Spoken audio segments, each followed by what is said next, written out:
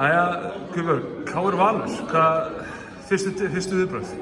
Bara spennandi. Ég var alveg saman með móti hverju við myndum mæta, við erum að fara í höllina. Það er aðalið í þessu og við ætlum bara að mæta til að vinna fyrsta leikinn. Hvað er svona haldið þið þurfa að gera til þess að vinna KR í leik sem þessum?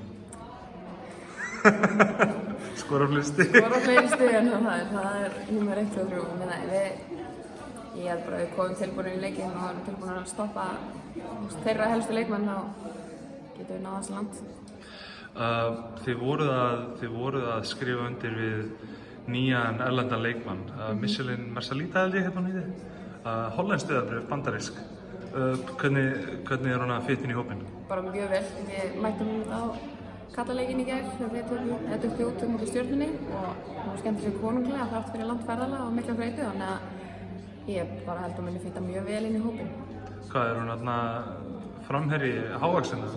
Svipar svona svipstór og ég, hins vegar töluvert sterkari og það er bara spennandi að sjá hvernig hún áttur að koma í leiki með okkur. Hvað heldur það að þið lítið helst til í KR-liðinu sem þurfa að passa upp á til þess að vinna leik sem þennan? Þetta er náttúrulega bara útsláta leikur. Það er ekki verið að spila upp á stíginn. Nei, alls ekki. Það er náttúrulega með þess að 3 stærstu. Það er Dani, Sanja og svo þetta Hildibjörg. Þannig að ef við náum að hægja á þeim eða láta þær kannski skora jafnmörg stigin í fleiri tilraunum en vanlega, þá held ég að við séum góðar. Heldur að dýftin á bekknum ykkar geti haft eitthvað að segja í svona leik?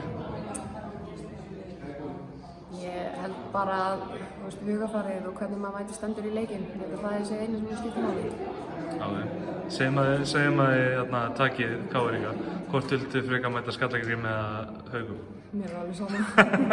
Það er bara að fá annan séns til að spila í höllinni. Það er náttúrulega bara, það er markmið og það er alveg saman móti hverju við spilum. Fyrst að skrifa í áttina þrennu nr. 2?